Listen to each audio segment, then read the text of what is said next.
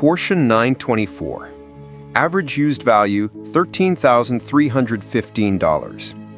The first of two affordable Porsches on this list, the Porsche 924 was designed in collaboration with Volkswagen as a front-engined entry-level model. The collaboration with VW is what gave it its original engine, a 2-liter inline-4 that was from the Volkswagen LT van. That unfortunately gave it an undeservedly bad reputation with enthusiasts who viewed it as a poor man's Porsche and not a proper Porsche car.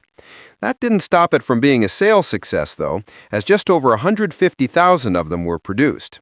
Some enthusiasts have also found out that they actually prefer the front-engined rear-wheel drive setup of the 924. It's easier to handle than a classic 911, and a typical sports car driver will be more used to it. Thanks to its unloved reputation, the Porsche 924 is still cheap. They still go for an average value of $13,315 on the used market across all their variants. That means you can get an absolute bargain even if you go for one of the later examples or for a more expensive variant like the 924 Turbo. Buy one now and you can guarantee that the Porsche badge on the front will make it a genuinely valuable classic in due time.